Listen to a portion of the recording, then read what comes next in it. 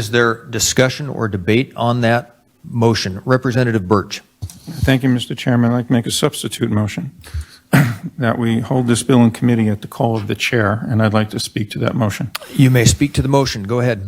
Thank you, Mr. Chairman. So I want to make sure in this motion, I mean no disrespect to the good speaker. What it is it's a different perspective, not disrespect. So I'd like to speak to that.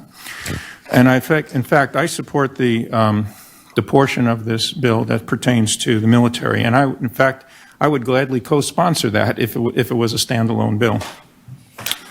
But I don't think it's prudent to move forward with this bill at this time. I believe it's premature to pass what has been called possibly the largest tax cut in the history of the state of Idaho until we have more information to make a fully informed decision.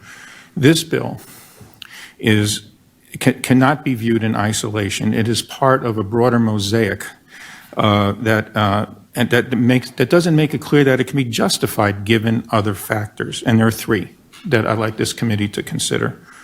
One is that it's part of over a collection of accumulated reductions of over $400 million a year in this bill and other bills that have been introduced, and maybe even more. That's over $4 billion over the next 10 years to be taken from revenue.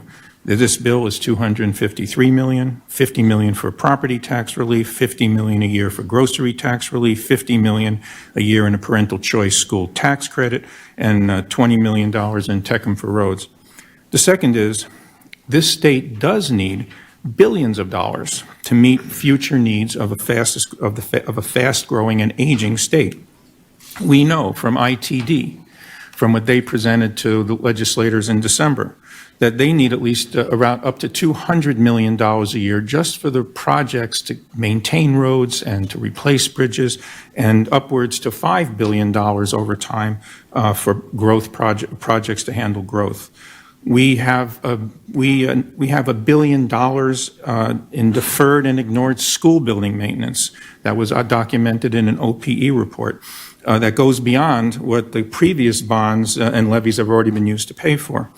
We're going to need, what I've heard, at least $80 million for a new state public defender system, and we need tens of millions of dollars for EMS services, coroner system, in-home care, and so forth. So we have the other side of the ledger. Yes, if you give government money, it'll spend it. The question is, these are the type of things that we know from the people closest to the work that needs to be done where we need revenue. The third concern is economic uncertainties. We don't have a revenue number and a budget yet to determine if we can, in fact, afford this bill.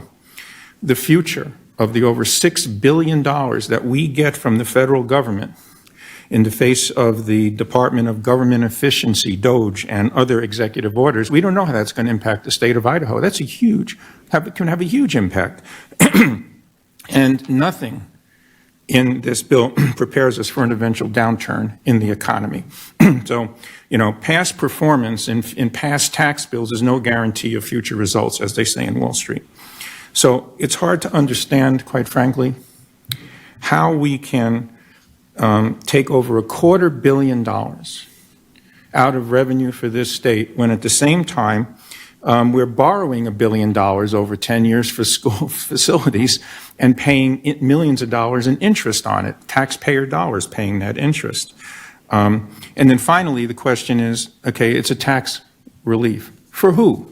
And in your packets, there's an analysis of this bill by the Idaho Center for Fiscal Policy that provides us the first look at actually who's getting what from this bill. And, if you're making an income of between $55,000 and $92,000 a year, you're going to get an average benefit of $127.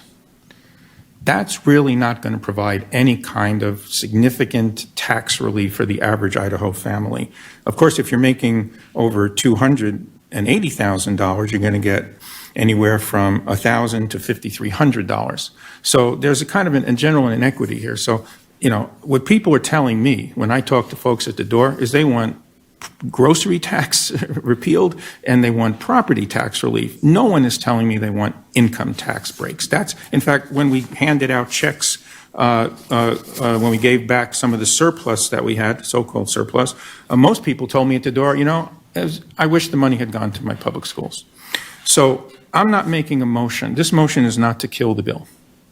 I'll be real clear about that. What I am moving is that we pause and give this committee an opportunity to consider the broader, all the other pieces in the jigsaw puzzle here, and does this amount of money in conjunction with the other tax break bills, over $400 million, does it really make sense? And if it does, sure, let's bring it back and vote on it. But let's also maybe check with our constituents as well, maybe, and see, are they really asking for an income tax break of $100 and some odd dollars? So with that, I'll leave the motion before the committee.